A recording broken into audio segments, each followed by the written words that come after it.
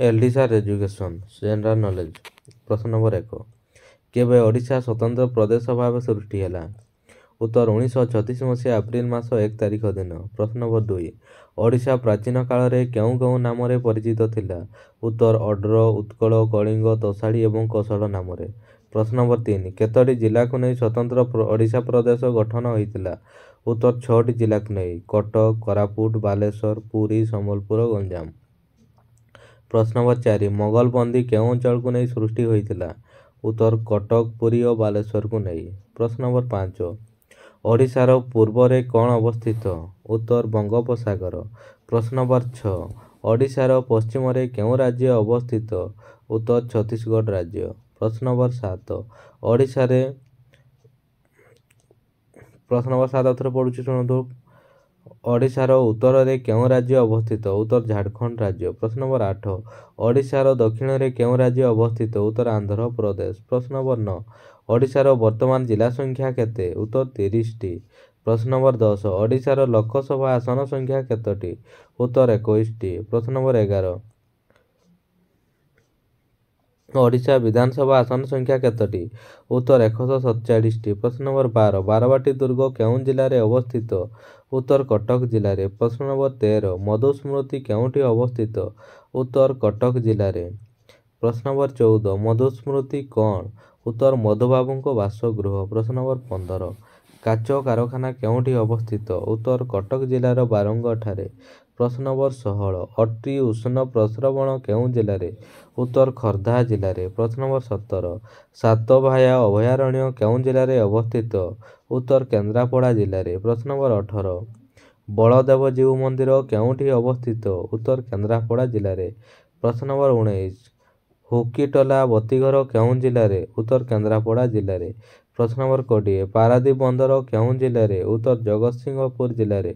प्रश्न नंबर 21 सारला मंदिर केउं जिले में उत्तर जगतसिंहपुर जिले में। प्रश्न नंबर 22 जगन्नाथ मंदिर केउं जिले में उत्तर पुरी जिले में। प्रश्न नंबर 23 सूर्य मंदिर केउं जिले में उत्तर पुरी जिले में। प्रश्न नंबर 24 कालीजाई केउं जिले में उत्तर खर्धा जिले में। प्रश्न नंबर 25 श्री जगन्नाथ संस्कृत विश्वविद्यालय केउं जिले में उत्तर पुरी जिले में। प्रश्न नंबर 26 महोदधि केउं जिले में उत्तर पुरी जिले में। प्रश्न नंबर 27 रेभेन्सा कॉलेज केउं जिले में उत्तर कटक जिले में। प्रश्न नंबर 28 धौलीगिरी खंडगिरी और उदयगिरी केउं जिले में उत्तर खर्धा जिले में। प्रश्न नंबर 29 उत्कल विश्वविद्यालय केउं जिले में उत्तर खर्धा जिले में। प्रश्न नंबर 30 केदारगौरी केउं जिले में उत्तर खर्धा जिले में। प्रश्न नंबर 31 गो नासिका पर्वत केउं जिले में उत्तर केन्दुझर जिले में। प्रश्न नंबर 32 घाघरा जलप्रपात केउं जिले में उत्तर केन्दुझर जिले में। प्रश्न नंबर 33 घटगां तारिणी केउं जिले में उत्तर केन्दुझर जिले में। प्रश्न नंबर 34 राउरकेला इस्पात कारखाना केउं जिले में उत्तर सुंदरगढ़ जिले में। प्रश्न नंबर 35 खंडाधार जलप्रपात केउं जिले में उत्तर सुंदरगढ़ जिले में। प्रश्न नंबर 36 वेदव्यास केउं जिले में उत्तर सुंदरगढ़ जिले में। प्रश्न नंबर 37 दारिंगीबाड़ी केउं जिले में उत्तर कंधमाल जिले में। प्रश्न नंबर 38 सातकोशिया गंड केउं जिले में उत्तर बौद्ध जिले में। प्रश्न नंबर 39 क्षीरचोरा गोपीनाथ मंदिर केउं जिले में उत्तर बालेश्वर जिले में। प्रश्न नंबर 40 चांदबाली बंदर केउं जिले में उत्तर भद्रक जिले में। प्रश्न नंबर 41 शैवपीठ कपिलास केउं जिले में उत्तर ढेंकानाल जिले में। प्रश्न नंबर 42 सप्तशଯ୍या केउं जिले में उत्तर ढेंकानाल जिले में। प्रश्न नंबर 43 जरंदा महिमा गादी केउं जिले में उत्तर ढेंकानाल जिले में। प्रश्न नंबर 44 नालको शिल्पांचल केउं जिले में उत्तर अनुगुल जिले में। प्रश्न नंबर 45 टिकरपड़ा केउं जिले में उत्तर अनुगुल जिले में। प्रश्न नंबर 46 शिमिलीपाल जातीय उद्यान केउं जिले में उत्तर मयूरभंज जिले में। प्रश्न नंबर 47 बालीमेला विद्युत उत्पादन केन्द्र केउं जिले में उत्तर मालकानगिरी जिले में। प्रश्न नंबर 48 डुडुमा जलप्रपात केउं जिले में उत्तर कोरापुट जिले में। प्रश्न नंबर 49 महेंद्रगिरी केउं जिले में उत्तर गजपति जिले में। प्रश्न नंबर 50 तप्तपाणी उष्ण प्रस्रवण केउं जिले में उत्तर गंजाम जिले में। प्रश्न नंबर 51 जौगढ़ अशोकों शिलालिपि केउं जिले में उत्तर गंजाम जिले में। प्रश्न नंबर 52 हीराकुद बंध केउं जिले में उत्तर संबलपुर जिले में। प्रश्न नंबर 53 ସମଲେଶ୍ୱରୀ ମନ୍ଦିର କେଉଁ ଜିଲ୍ଲାରେ? ଉତ୍ତର ସମ୍ବଲପୁର ଜିଲ୍ଲାରେ। ପ୍ରଶ୍ନ ନମ୍ବର 54 ଚିଲିକା ହ୍ରଦ କେଉଁ ଜିଲ୍ଲାରେ? ଉତ୍ତର ଖୋର୍ଦ୍ଧା ଓ ଗଞ୍ଜାମ ଜିଲ୍ଲାରେ। ପ୍ରଶ୍ନ ନମ୍ବର 55 ଅଂଶୁପା ହ୍ରଦ କେଉଁ ଜିଲ୍ଲାରେ? ଉତ୍ତର କଟକ ଜିଲ୍ଲାରେ। ପ୍ରଶ୍ନ ନମ୍ବର 56 ଚନ୍ଦକା କେଉଁ ଜିଲ୍ଲାରେ? ଉତ୍ତର ଖୋର୍ଦ୍ଧା ଜିଲ୍ଲାରେ। ପ୍ରଶ୍ନ ନମ୍ବର 57 ଓଡ଼ିଶାର ପ୍ରଥମ ସମ୍ବାଦପତ୍ରର ନାମ କ'ଣ? ଉତ୍ତର ଉତ୍କଳ ଦୀପିକା। ପ୍ରଶ୍ନ ନମ୍ବର 58 ଓଡ଼ିଶାର ପ୍ରଥମ କଲେଜ କିଏ? ଉତ୍ତର ରେଭେନ୍ସା କଲେଜ। ପ୍ରଶ୍ନ ନମ୍ବର 59 ଓଡ଼ିଶାର ପ୍ରଥମ ସ୍କୁଲ କିଏ? ଉତ୍ତର ରେଭେନ୍ସା କଲେଜିଏଟ୍ ସ୍କୁଲ। ପ୍ରଶ୍ନ ନମ୍ବର 60 ଓଡ଼ିଶାର ପ୍ରଥମ ବିଶ୍ୱବିଦ୍ୟାଳୟ କିଏ? ଉତ୍ତର ଉତ୍କଳ ବିଶ୍ୱବିଦ୍ୟାଳୟ। ପ୍ରଶ୍ନ ନମ୍ବର 61 ଓଡ଼ିଶାର ପ୍ରଥମ ଗ୍ରାଜୁଏଟ୍, ପ୍ରଥମ ପୋଷ୍ଟ ଗ୍ରାଜୁଏଟ୍ ଓ ପ୍ରଥମ ଓକିଲ କିଏ? ଉତ୍ତର ଶ୍ରୀ ମଧୁସୂଦନ ଦାସ। ପ୍ରଶ୍ନ ନମ୍ବର 61 ଓଡ଼ିଶାର କେଉଁ ସ୍ଥାନମାନଙ୍କରୁ ଲୁହାପଥର ମିଳେ? ଉତ୍ତର କେନ୍ଦୁଝର, ସୁନ୍ଦରଗଡ଼ ଏବଂ ମୟୂରଭଞ୍ଜ। ପ୍ରଶ୍ନ ନମ୍ବର 62 ଓଡ଼ିଶାର କେଉଁଠାରୁ କୋଇଲା ମିଳେ? ଉତ୍ତର ତାଳଚେର, ସମ୍ବଲପୁର, ରାମପୁର। ପ୍ରଶ୍ନ ନମ୍ବର 63 ଓଡ଼ିଶାର କେଉଁ ସ୍ଥାନରୁ ମାଙ୍ଗାନିଜ ମିଳେ? ଉତ୍ତର କଳାହାଣ୍ଡି, କେନ୍ଦୁଝର ଓ ମୟୂରଭଞ୍ଜ। ପ୍ରଶ୍ନ ନମ୍ବର 64 ଓଡ଼ିଶାର କେଉଁଠୁ ବକ୍ସାଇଟ୍ ମିଳେ? ଉତ୍ତର ବଲାଙ୍ଗୀର ଓ କୋରାପୁଟ। ପ୍ରଶ୍ନ ନମ୍ବର 65 ସମାଜ ସମ୍ବାଦପତ୍ରର ପ୍ରତିଷ୍ଠାତା କିଏ ଥିଲେ? ଉତ୍ତର ଉତ୍କଳମଣି ପଣ୍ଡିତ ଗୋପବନ୍ଧୁ ଦାସ। ପ୍ରଶ୍ନ ନମ୍ବର 66 ପ୍ରଜାତନ୍ତ୍ରର ପ୍ରତିଷ୍ଠାତା କିଏ ଥିଲେ? ଉତ୍ତର ଉତ୍କଳ କେଶରୀ ଡକ୍ଟର ହରେକୃଷ୍ଣ ମହତାବ। ପ୍ରଶ୍ନ ନମ୍ବର 67 ରାଷ୍ଟ୍ରଦୀପର ପ୍ରତିଷ୍ଠାତା କିଏ? ଉତ୍ତର ରାଷ୍ଟ୍ରୀୟ ସ୍ୱୟଂସେବକ ସଂଘ। ପ୍ରଶ୍ନ ନମ୍ବର 68 ଓଡ଼ିଶାର ବଡ଼ଦାଣ୍ଡ କିଏ? ଉତ୍ତର ପୁରୀ ବଡ଼ଦାଣ୍ଡ। ପ୍ରଶ୍ନ ନମ୍ବର 69 ଓଡ଼ିଶାର ବଡ଼ ଜିଲ୍ଲା କିଏ? ଉତ୍ତର ମୟୂରଭଞ୍ଜ। ପ୍ରଶ୍ନ ନମ୍ବର 70 ଓଡ଼ିଶାର ବଡ଼ ପର୍ବତ କିଏ? ଉତ୍ତର ଦେଓମାଳି। ପ୍ରଶ୍ନ ନମ୍ବର 71 ଓଡ଼ିଶାର ବଡ଼ ହ୍ରଦ କିଏ? ଉତ୍ତର ଚିଲିକା। ପ୍ରଶ୍ନ ନମ୍ବର 72 ଓଡ଼ିଶାର ବଡ଼ ରେଳ ଜଙ୍କସନ୍ କିଏ? ଉତ୍ତର ଖୋର୍ଦ୍ଧା ରୋଡ଼। ପ୍ରଶ୍ନ ନମ୍ବର 73 କାହାକୁ କର୍ମବୀର କୁହାଯାଏ? ଉତ୍ତର ଗୌରୀଶଙ୍କର ରାୟଙ୍କୁ। ପ୍ରଶ୍ନ ନମ୍ବର 74 ଓଡ଼ିଶାରେ କାହାକୁ କବି ସମ୍ରାଟ ଉପାଧି ଦିଆଯାଇଛି? ଉତ୍ତର ଉପେନ୍ଦ୍ର ଭଞ୍ଜଙ୍କୁ। ପ୍ରଶ୍ନ ନମ୍ବର 75 ଆଦି କବି କିଏ? ଉତ୍ତର ସାରଳା ଦାସ। ପ୍ରଶ୍ନ ନମ୍ବର 76 ସ୍ୱଭାବ କବି କିଏ? ଉତ୍ତର ଗଙ୍ଗାଧର ମେହେର। ପ୍ରଶ୍ନ ନମ୍ବର 77 ସନ୍ଥ କବି କିଏ? ଉତ୍ତର ଭୀମ ଭୋଇ। ପ୍ରଶ୍ନ ନମ୍ବର 78 ଗଣ କବି କିଏ? ଉତ୍ତର ବୈଷ୍ଣବ ପାଣି। ପ୍ରଶ୍ନ ନମ୍ବର 79 ଭକ୍ତ କବି କିଏ? ଉତ୍ତର ମଧୁସୂଦନ ରାଓ। ପ୍ରଶ୍ନ ନମ୍ବର 80 ଅତି ବଡ଼ି କିଏ? ଉତ୍ତର ଜଗନ୍ନାଥ ଦାସ। ପ୍ରଶ୍ନ ନମ୍ବର 81 ଭୂମିପୁତ୍ର କିଏ? ଉତ୍ତର ବିଜୁ ପଟ୍ଟନାୟକ। ପ୍ରଶ୍ନ ନମ୍ବର 82 ଗୀତ ଗମିତ କିଏ ରଚନା କରିଥିଲେ? ଉତ୍ତର ଜୟଦେବ। ପ୍ରଶ୍ନ ନମ୍ବର 83 ମଥୁରା ମଙ୍ଗଳ କିଏ ରଚନା କରିଥିଲେ? ଉତ୍ତର ଭକ୍ତଚରଣ ଦାସ। ପ୍ରଶ୍ନ ନମ୍ବର 84 ତପସ୍ୱିନୀ କାବ୍ୟ କିଏ ରଚନା କରିଥିଲେ? ଉତ୍ତର ଗଙ୍ଗାଧର ମେହେର। ପ୍ରଶ୍ନ ନମ୍ବର 50 ସପ୍ତମ ଋତୁ କିଏ ରଚନା କରିଥିଲେ? ଉତ୍ତର ରମାକାନ୍ତ ରଥ। ପ୍ରଶ୍ନ ନମ୍ବର 86 ବିଚିତ୍ର ରାମାୟଣ କିଏ ରଚନା କରିଥିଲେ? ଉତ୍ତର ବିଶ୍ୱନାଥ ଖୁଣ୍ଟିଆ। ପ୍ରଶ୍ନ ନମ୍ବର 87 ଓଡ଼ିଶାର ପ୍ରଥମ ପ୍ରଧାନମନ୍ତ୍ରୀଙ୍କ ନାମ କ'ଣ? ଉତ୍ତର ମହାରାଜା କୃଷ୍ଣଚନ୍ଦ୍ର ଗଜପତି ଦେବ 1937 ମସିହା ପର୍ଯ୍ୟନ୍ତ। ପ୍ରଶ୍ନ ନମ୍ବର 88 ଓଡ଼ିଶାର ଶ୍ରେଷ୍ଠ ପ୍ରଧାନମନ୍ତ୍ରୀ କିଏ ଥିଲେ? ଉତ୍ତର ଡକ୍ଟର ହରେକୃଷ୍ଣ ମହତାବ 1946ରୁ 1947 ପର୍ଯ୍ୟନ୍ତ। 89 ଓଡ଼ିଶାର ପ୍ରଥମ ରାଜ୍ୟପାଳ କିଏ? ଉତ୍ତର ଡକ୍ଟର କୈଳାସନାଥ କାଟଜୁ। ଉତ୍ତର ଆଉଥରେ ପଢ଼ୁଛି ଶୁଣନ୍ତୁ ଡକ୍ଟର କୈଳାସନାଥ କାଟଜୁ। ପ୍ରଶ୍ନ ନମ୍ବର 90 ଓଡ଼ିଶାର ପ୍ରଥମ ମୁଖ୍ୟମନ୍ତ୍ରୀ କିଏ ଥିଲେ? ଉତ୍ତର ଡକ୍ଟର ହରେକୃଷ୍ଣ ମହତାବ 1947ରୁ 1950 ପର୍ଯ୍ୟନ୍ତ। ପ୍ରଶ୍ନ ନମ୍ବର 91 ଖ୍ରୀଷ୍ଟପୂର୍ବ 261 କାହିଁକି ପ୍ରସିଦ୍ଧ? ଉତ୍ତର କଳିଙ୍ଗ ଯୁଦ୍ଧ। ପ୍ରଶ୍ନ ନମ୍ବର 92 1017 ଖ୍ରୀଷ୍ଟାବ୍ଦ କାହିଁକି ପ୍ରସିଦ୍ଧ? ଉତ୍ତର କଳାପାହାଡ଼ର ଓଡ଼ିଶା ଆକ୍ରମଣ। ପ୍ରଶ୍ନ ନମ୍ବର 93 1112 ଖ୍ରୀଷ୍ଟାବ୍ଦ କାହିଁକି ପ୍ରସିଦ୍ଧ? ଉତ୍ତର ଚେଡ଼ଗଙ୍ଗ ଦେବ ଉତ୍କଳ ଜୟ କଲେ। ପ୍ରଶ୍ନ ନମ୍ବର 94 1238 ଖ୍ରୀଷ୍ଟାବ୍ଦ କାହିଁକି ପ୍ରସିଦ୍ଧ? ଉତ୍ତର କୋଣାର୍କ ସୂର୍ଯ୍ୟ ମନ୍ଦିରର ନିର୍ମାଣ କାର୍ଯ୍ୟ ଆରମ୍ଭ। ପ୍ରଶ୍ନ ନମ୍ବର 95 1435 ଖ୍ରୀଷ୍ଟାବ୍ଦ କାହିଁକି ପ୍ରସିଦ୍ଧ? ଉତ୍ତର କପିଳେନ୍ଦ୍ର ଦେବଙ୍କ ରାଜତ୍ୱ ଆରମ୍ଭ। ପ୍ରଶ୍ନ ନମ୍ବର 96 1510 ଖ୍ରୀଷ୍ଟାବ୍ଦ କାହିଁକି ପ୍ରସିଦ୍ଧ? ଉତ୍ତର ଶ୍ରୀଚୈତନ୍ୟଙ୍କ ପୁରୀ ଆଗମନ। ପ୍ରଶ୍ନ ନମ୍ବର 97 1803 ଖ୍ରୀଷ୍ଟାବ୍ଦ କାହିଁକି ପ୍ରସିଦ୍ଧ? ଉତ୍ତର ଓଡ଼ିଶାକୁ ବ୍ରିଟିଶ ଅଧିକାର ଓ ଶାସନ ଆରମ୍ଭ। ପ୍ରଶ୍ନ ନମ୍ବର 98 1866 ଖ୍ରୀଷ୍ଟାବ୍ଦ କାହିଁକି ପ୍ରସିଦ୍ଧ? ଉତ୍ତର ନଅଙ୍କ ଦୁର୍ଭିକ୍ଷ। ପ୍ରଶ୍ନ ନମ୍ବର 99 1874 ଖ୍ରୀଷ୍ଟାବ୍ଦ କାହିଁକି ପ୍ରସିଦ୍ଧ? ଉତ୍ତର ଜୋବ୍ରା ଆନିକଟ ନିର୍ମାଣ। ପ୍ରଶ୍ନ ନମ୍ବର 100 1876 ଖ୍ରୀଷ୍ଟାବ୍ଦ କାହିଁକି ପ୍ରସିଦ୍ଧ? ଉତ୍ତର ରେଭେନ୍ସା କଲେଜ ପ୍ରତିଷ୍ଠା। ପ୍ରଶ୍ନ ନମ୍ବର 101 1903 ଖ୍ରୀଷ୍ଟାବ୍ଦ କାହିଁକି ପ୍ରସିଦ୍ଧ? ଉତ୍ତର ଉତ୍କଳ ସମ୍ମିଳନୀ ପ୍ରତିଷ୍ଠା। ପ୍ରଶ୍ନ ନମ୍ବର 102 1905 ଖ୍ରୀଷ୍ଟାବ୍ଦ କାହିଁକି ପ୍ରସିଦ୍ଧ? ପ୍ରଶ୍ନ ନମ୍ବର 102 ଆଉଥରେ ପଢ଼ୁଛି ଶୁଣନ୍ତୁ। 1905 ଖ୍ରୀଷ୍ଟାବ୍ଦ କାହିଁକି ପ୍ରସିଦ୍ଧ? ଉତ୍ତର ଓଡ଼ିଶା ସହିତ ସମ୍ବଲପୁର ମିଶ୍ରଣ। ପ୍ରଶ୍ନ ନମ୍ବର 103 1912 କାହିଁକି ପ୍ରସିଦ୍ଧ? ଉତ୍ତର ବିହାର ଓଡ଼ିଶା ପ୍ରଦେଶ ଗଠିତ। ପ୍ରଶ୍ନ ନମ୍ବର 104 1936 କାହିଁକି ପ୍ରସିଦ୍ଧ? ଉତ୍ତର ସ୍ୱତନ୍ତ୍ର ଓଡ଼ିଶା ପ୍ରଦେଶ ଗଠିତ। ପ୍ରଶ୍ନ ନମ୍ବର 105 1937 କାହିଁକି ପ୍ରସିଦ୍ଧ? ଉତ୍ତର ପ୍ରଥମ ମନ୍ତ୍ରିମଣ୍ଡଳ ଗଠନ ଓଡ଼ିଶାରେ। ପ୍ରଶ୍ନ ନମ୍ବର 106 1943 କାହିଁକି ପ୍ରସିଦ୍ଧ? ଉତ୍ତର ଉତ୍କଳ ବିଶ୍ୱବିଦ୍ୟାଳୟ ପ୍ରତିଷ୍ଠା।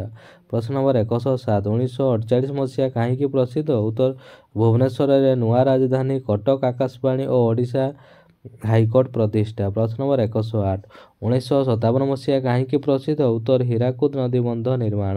ପ୍ରଶ୍ନ ନମ୍ବର 109 1962 କାହିଁକି ପ୍ରସିଦ୍ଧ? ଉତ୍ତର ପାରାଦୀପ ବନ୍ଦର ନିର୍ମାଣ କାର୍ଯ୍ୟ ଆରମ୍ଭ। ପ୍ରଶ୍ନ ନମ୍ବର 110 1970 କାହିଁକି ପ୍ରସିଦ୍ଧ? ଉତ୍ତର ମହାରାଜା କୃଷ୍ଣଚନ୍ଦ୍ର ଦେବଙ୍କ ମୃତ୍ୟୁ। ପ୍ରଶ୍ନ ନମ୍ବର 111 1984 କାହିଁକି ପ୍ରସିଦ୍ଧ?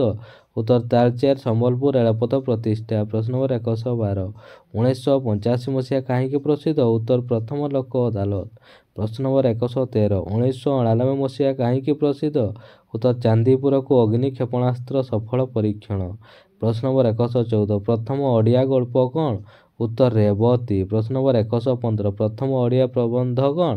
ଉତ୍ତର ବିବେକୀ। ପ୍ରଶ୍ନ ନମ୍ବର 116 ପ୍ରଥମ ଓଡ଼ିଆ ଡ୍ରାମା କ'ଣ? ଉତ୍ତର ବାବାଜୀ। ପ୍ରଶ୍ନ ନମ୍ବର 117 ପ୍ରଥମ ଓଡ଼ିଆ ନାରୀ ମୁଖ୍ୟମନ୍ତ୍ରୀ କିଏ? ଉତ୍ତର ନନ୍ଦିନୀ ଶତପଥୀ। ପ୍ରଶ୍ନ ନମ୍ବର 118 ପ୍ରଥମ ନାରୀ ମନ୍ତ୍ରୀ କିଏ? ଉତ୍ତର ବସନ୍ତ ମଞ୍ଜରୀ ଦେବୀ। ପ୍ରଶ୍ନ ନମ୍ବର 119 କେନ୍ଦ୍ରରେ ପ୍ରଥମ ଓଡ଼ିଆ ମନ୍ତ୍ରୀ କିଏ? ଉତ୍ତର ମଧୁସୂଦନ ଦାସ। ପ୍ରଶ୍ନ ନମ୍ବର 120 ପ୍ରଥମ ଓଡ଼ିଆ ଗଭର୍ଣ୍ଣର କିଏ? ଉତ୍ତର ଡକ୍ଟର ହରେକୃଷ୍ଣ ମହତାବ। ପ୍ରଶ୍ନ ନମ୍ବର 121 ପ୍ରଥମ ଓଡ଼ିଆ ଅଧ୍ୟାପକ କିଏ? ଉତ୍ତର କାଶୀନାଥ ଦାସ। ପ୍ରଶ୍ନ ନମ୍ବର 122 ପ୍ରଥମ ଓଡ଼ିଆ IAS କିଏ? ଉତ୍ତର ଶ୍ୟାମଚନ୍ଦ୍ର ତ୍ରିପାଠୀ। ପ୍ରଶ୍ନ ନମ୍ବର 123 ପ୍ରଥମ ଓଡ଼ିଆ ମୁଖ୍ୟ ବିଚାରପତି ସୁପ୍ରିମକୋର୍ଟ କିଏ? ଉତ୍ତର ରଙ୍ଗନାଥ ମିଶ୍ର। ପ୍ରଶ୍ନ ନମ୍ବର 124 ପ୍ରଥମ ଓଡ଼ିଆ ରାଷ୍ଟ୍ରଦୂତ କିଏ? ଉତ୍ତର ଲଲାଟେନ୍ଦୁ ମାନସିଂହ। ପ୍ରଶ୍ନ ନମ୍ବର 125 ପ୍ରଥମ ନଦୀବନ୍ଧ ଯୋଜନା କିଏ? ଉତ୍ତର ହୀରାକୁଦ। ପ୍ରଶ୍ନ ନମ୍ବର 126 ପ୍ରଥମ ଓଡ଼ିଆ ସମ୍ରାଟ କିଏ? ଉତ୍ତର ଖାରବେଳ। ପ୍ରଶ୍ନ ନମ୍ବର 127 ପ୍ରଥମ ଓଡ଼ିଆ ନାରୀ IAS କିଏ? ଉତ୍ତର ପ୍ରଜ୍ଞା ପାରମିତା ଦାସ। ପ୍ରଶ୍ନ ନମ୍ବର 128 ପ୍ରଥମ ଓଡ଼ିଆ ଚଳଚ୍ଚିତ୍ର କ'ଣ? ଉତ୍ତର ସୀତା ବିବାହ। ପ୍ରଶ୍ନ ନମ୍ବର 129 ପ୍ରଥମ ଓଡ଼ିଆ କାବ୍ୟ କିଏ? ଉତ୍ତର ସାରଳା ଦାସ। ପ୍ରଶ୍ନ ନମ୍ବର 130 ପ୍ରଥମ ଓଡ଼ିଆ ପ୍ରଧାନ ଶିକ୍ଷୟିତ୍ରୀ କିଏ? ଉତ୍ତର ଶୈଳବାଳା ଦାସ। ପ୍ରଶ୍ନ ନମ୍ବର 131 ହାତୀଗୁମ୍ଫା ଶିଳାଲେଖ କେଉଁ ରାଜାଙ୍କ ସମୟରେ ଲେଖାଯାଇଥିଲା? ଉତ୍ତର ଖାରବେଳଙ୍କ ସମୟରେ। ପ୍ରଶ୍ନ ନମ୍ବର 132 ଚଳଗଙ୍ଗଦେବ କେବେ ସିଂହାସନ ଆରୋହଣ କରିଥିଲେ? ଉତ୍ତର 1078 ଖ୍ରୀଷ୍ଟାବ୍ଦରେ। ପ୍ରଶ୍ନ ନମ୍ବର 133 ଚଳଗଙ୍ଗଦେବଙ୍କ ପିତାଙ୍କ ନାମ କ'ଣ ଥିଲା? ଉତ୍ତର ଦେବେନ୍ଦ୍ର ବର୍ମନ ପ୍ରଥମ ରାଜଦେବ। ପ୍ରଶ୍ନ ନମ୍ବର 134 ଚଳଗଙ୍ଗଦେବଙ୍କ ମାତାଙ୍କ ନାମ କ'ଣ?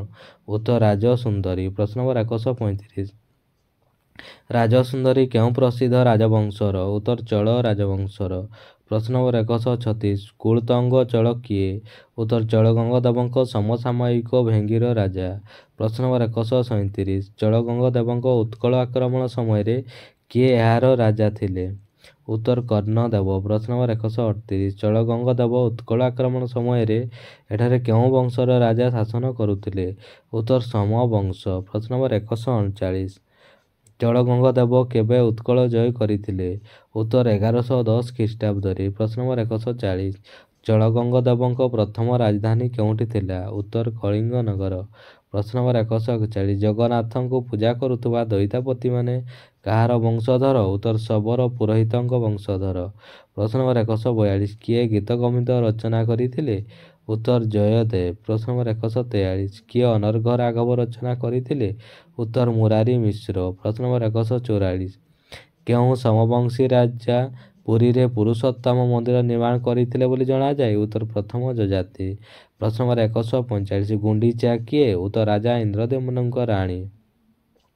ପ୍ରଶ୍ନ ନମ୍ବର 146 କିଏ ଦାରୁବ୍ରହ୍ମ ଗୀତା ରଚନା କରିଥିଲେ?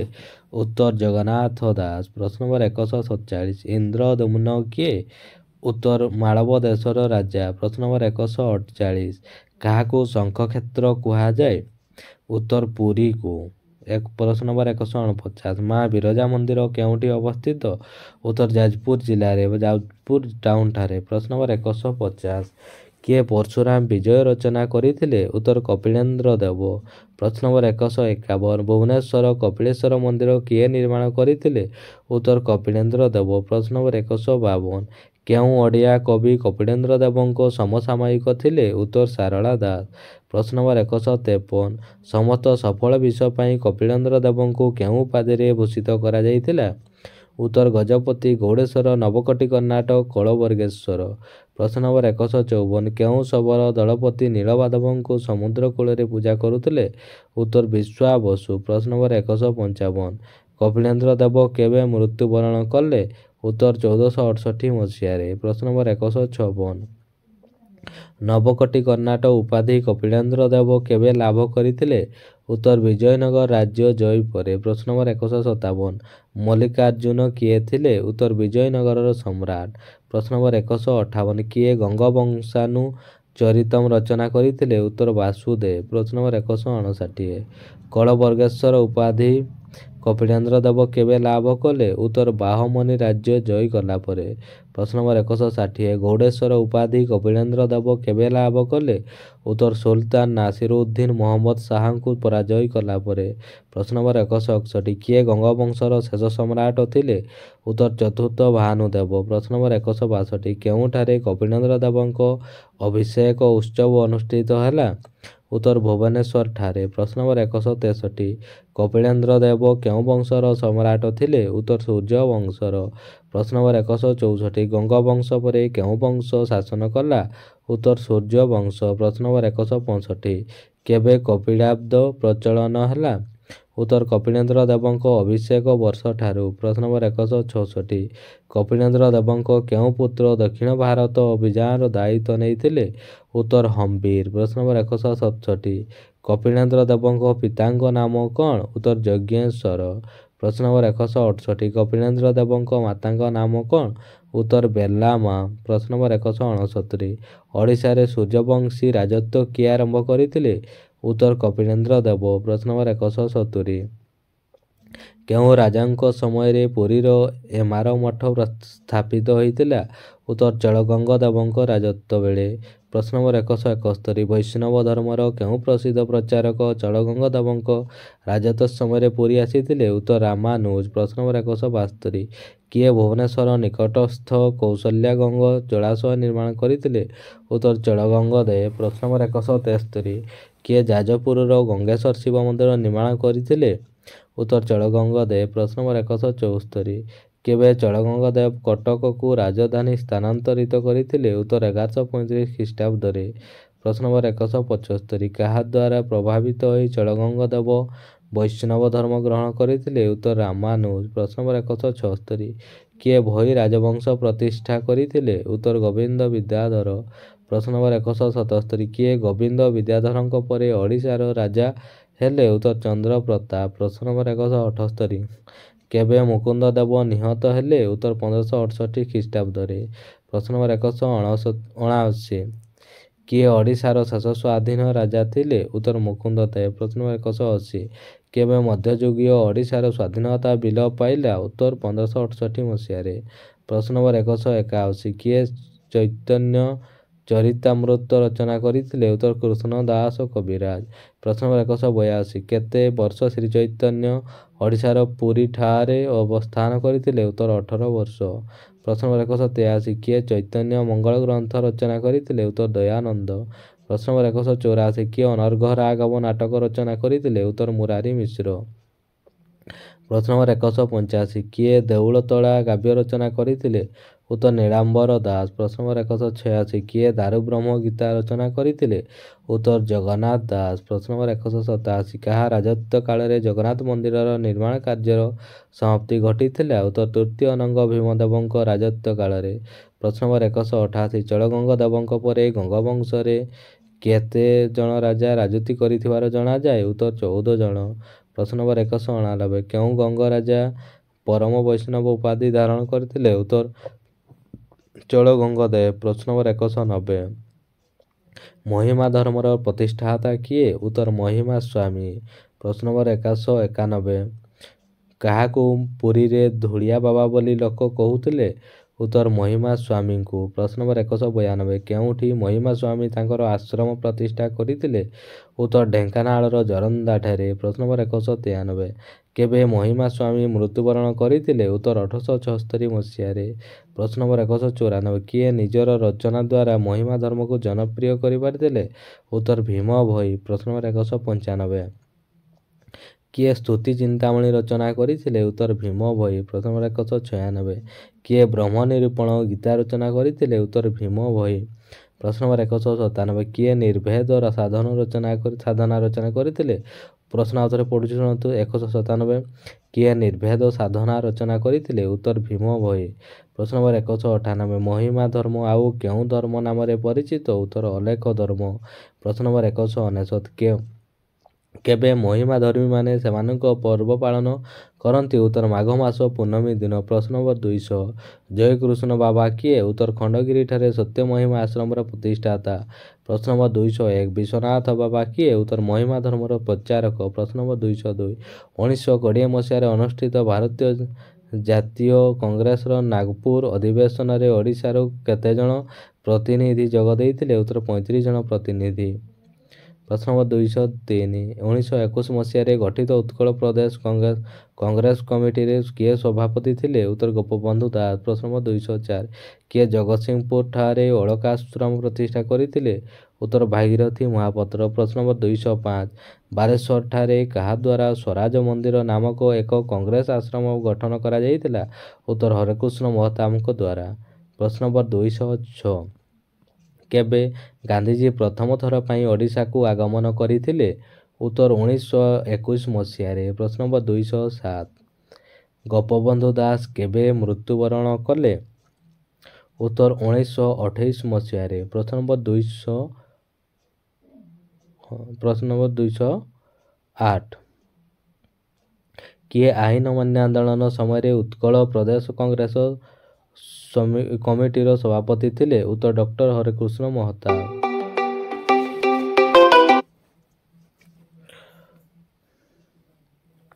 ପ୍ରଶ୍ନ ନମ୍ବର 209 ଓଡ଼ିଶାରେ କେଉଁ ସ୍ଥାନରେ ପ୍ରଥମେ ଲବଣ ସତ୍ୟାଗ୍ରହ ହୋଇଥିଲା?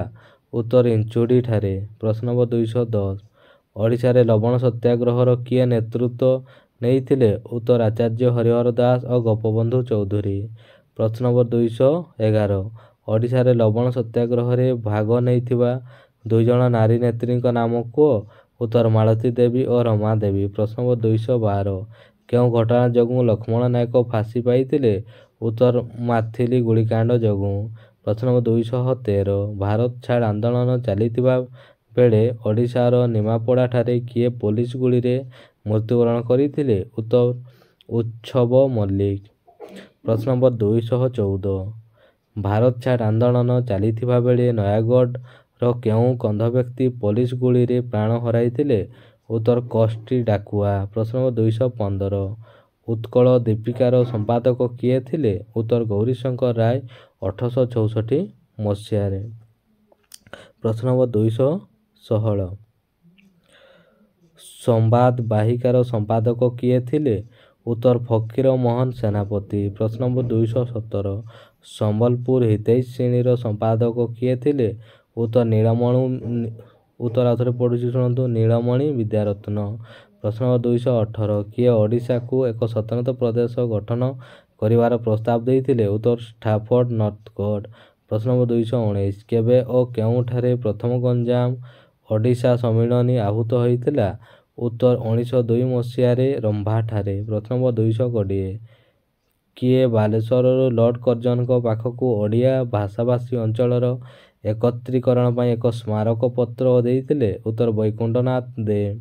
ପ୍ରଶ୍ନ ନମ୍ବର 221 ଗଞ୍ଜାମ ଜାତୀୟ ସମିତି କେବେ ଗଠିତ ହୋଇଥିଲା? ଉତ୍ତର 1903 ମସିହାରେ। ପ୍ରଶ୍ନ ନମ୍ବର 222 କିଏ ଗଞ୍ଜାମ ଜାତୀୟ ସମିତିର ପ୍ରଥମ ସଭାପତି ଥିଲେ? ଉତ୍ତର ଶ୍ୟାମସୁନ୍ଦର ରାଜଗୁରୁ। ପ୍ରଶ୍ନ ନମ୍ବର 223 କିଏ ଗଞ୍ଜାମ ଜାତୀୟ ସମିତିର ପ୍ରଥମ ସମ୍ପାଦକ ଥିଲେ? ଉତ୍ତର ନୀଳମଣି ବିଦ୍ୟାରତ୍ନ। ପ୍ରଶ୍ନ ନମ୍ବର 224 କେବେ ଉତ୍କଳ ସମ୍ମିଳନୀ ଗଠନ କରାଯାଇଥିଲା? ଉତ୍ତର 1903 ମସିହାରେ। ପ୍ରଶ୍ନ ନମ୍ବର 225 କଟକଠାରୁ ଅନୁଷ୍ଠିତ ଉତ୍କଳ ସମ୍ମିଳନୀର ପ୍ରଥମ ଅଧିବେଶନରେ କିଏ ପୌରୋହିତ୍ୟ କରିଥିଲେ? ଉତ୍ତର ମୟୂରଭଞ୍ଜର ମହାରାଜା ଶ୍ରୀକୃଷ୍ଣ ଚନ୍ଦ୍ର ଭଞ୍ଜ। ପ୍ରଶ୍ନ ନମ୍ବର 226 କେବେ ଉତ୍କଳ ସଭା ଗଠିତ ହୋଇଥିଲା? ଉତ୍ତର 1877 ମସିହାରେ। ପ୍ରଶ୍ନ ନମ୍ବର 227 କେବେ ଅଡ଼ନେଲ କମିଟି ଗଠନ କରାଗଲା?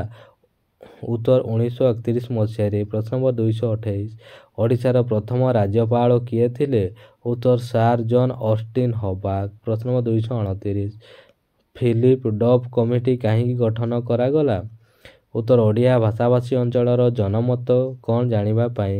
ପ୍ରଶ୍ନ ନମ୍ବର 230 ଓଡ଼ିଶାରେ କେତୋଟି ଗଡ଼ଜାତ ରାଜ୍ୟ ଥିଲା? ଉତ୍ତର 26ଟି ଗଡ଼ଜାତ ରାଜ୍ୟ। ପ୍ରଶ୍ନ ନମ୍ବର 231 କଟକରେ କେବେ ନିଖିଳ ଭାରତ ଗଡ଼ଜାତ ପ୍ରଜା ସମ୍ମିଳନୀ ଆହୁତ ହୋଇଥିଲା? ଉତ୍ତର 1931 ମସିହାରେ। ପ୍ରଶ୍ନ ନମ୍ବର 232 କେବେ ନିଖିଳ ଉତ୍କଳ ପ୍ରଜା ସମ୍ମିଳନୀ ପ୍ରତିଷ୍ଠା ହେଲା? ଉତ୍ତର 1931 ମସିହାରେ। ପ୍ରଶ୍ନ ନମ୍ବର 233 କିଏ ନିଖିଳ ଉତ୍କଳ ପ୍ରଜା ସମ୍ମିଳନୀର ପ୍ରଥମ ସଭାପତି ଥିଲେ? ଉତ୍ତର ବ୍ରଜସୁନ୍ଦର ଦାସ। ପ୍ରଶ୍ନ ନମ୍ବର 234 କିଏ ନିଖିଳ ଉତ୍କଳ ପ୍ରଜା ସମ୍ମିଳନୀରେ ପ୍ରଥମ ସଭାପତି ଥିଲେ? ଉତ୍ତର ବାଲୁଙ୍କେଶ୍ୱର ଆଚାର୍ଯ୍ୟ। ପ୍ରଶ୍ନ ନମ୍ବର 235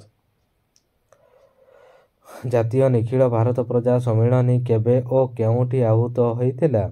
ଉତ୍ତର 1937 ମସିହାରେ କଟକଠାରେ। ପ୍ରଶ୍ନ ନମ୍ବର 236 ନୀଳଗିରି ପ୍ରଜାମଣ୍ଡଳର ସଭାପତି କିଏ ଥିଲେ? ଉତ୍ତର କୈଳାସ ଚନ୍ଦ୍ର ମହାନ୍ତି। ପ୍ରଶ୍ନ ନମ୍ବର 237 ପ୍ରଜାମଣ୍ଡଳ ଆନ୍ଦୋଳନ ସମୟରେ ତାଳଚେରଠାରେ କିଏ ପୋଲିସ ଗୁଳିରେ ଶହୀଦ ହେଲେ?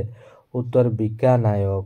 ପ୍ରଶ୍ନ ନମ୍ବର 238 ପଲିଟିକାଲ ଏଜେଣ୍ଟ ବେଜେଲ ଗେଟ୍ଙ୍କୁ କେବେ ହତ୍ୟା କରାଗଲା? ଉତ୍ତର 1939 ମସିହା ଜାନୁଆରୀ 5 ତାରିଖ ଦିନ। ପ୍ରଶ୍ନ ନମ୍ବର 239 ବେଜେଲ ଗେଟ୍ଙ୍କୁ ହତ୍ୟା କରିଥିବା ଅପରାଧରେ କିଏ ଫାଶୀ ପାଇଥିଲେ? ଉତ୍ତର ରଘୁନାଥ ମହାନ୍ତି ଓ ଦିବାକର ପରିଡ଼ା। ପ୍ରଶ୍ନ ନମ୍ବର 240 କେଉଁ ପ୍ରଜାମଣ୍ଡଳ ଆନ୍ଦୋଳନରେ ନିର୍ମଳ ମୁଣ୍ଡା ନେତୃତ୍ୱ ନେଇଥିଲେ? ଉତ୍ତର ଗାଙ୍ଗପୁର ପ୍ରଜାମଣ୍ଡଳ ଆନ୍ଦୋଳନରେ। ପ୍ରଶ୍ନ ନମ୍ବର 241 କିଏ ତାଳଚେର ପ୍ରଜାମଣ୍ଡଳର ସଭାପତି ଥିଲେ? ଉତ୍ତର ପବିତ୍ର ମୋହନ ପ୍ରଧାନ। ପ୍ରଶ୍ନ ନମ୍ବର 242 ପ୍ରଥମେ କେଉଁ ଗଡ଼ଜାତ ରାଜ୍ୟ ଓଡ଼ିଶା ସହ ମିଶ୍ରଣ ହୋଇଥିଲା? ଉତ୍ତର ନୀଳଗିରି। ପ୍ରଶ୍ନ ନମ୍ବର 243 କେବେ 25ଟି ଗଡ଼ଜାତ ରାଜ୍ୟ ଓଡ଼ିଶା ସହ ମିଶ୍ରଣ ହେଲେ? ଉତ୍ତର 1948 ମସିହା ଜାନୁଆରୀ 1 ତାରିଖ ଦିନ। ପ୍ରଶ୍ନ ନମ୍ବର 244 ସର୍ବଶେଷରେ କେଉଁ ଗଡ଼ଜାତ ରାଜ୍ୟ ଓଡ଼ିଶାରେ ମିଶ୍ରଣ ହେଲା? ଉତ୍ତର ମୟୂରଭଞ୍ଜ। ପ୍ରଶ୍ନ ନମ୍ବର 245 କେବେ ଓଡ଼ିଶା ସହ ମୟୂରଭଞ୍ଜର ମିଶ୍ରଣ ହେଲା? ଉତ୍ତର 1949 ମସିହା ଜାନୁଆରୀ 1 ତାରିଖ ଦିନ। ଦେଖନ୍ତୁ ଆପଣମାନଙ୍କୁ ଯଦି ଏ ଭିଡ଼ିଓଟି ଭଲ ଲାଗିଥିବ ତାହେଲେ ବହୁ ମାତ୍ରାରେ ଲାଇକ୍ ସେୟାର ଏବଂ ସବସ୍କ୍ରାଇବ୍ କରିଦେବେ। ଧନ୍ୟବାଦ।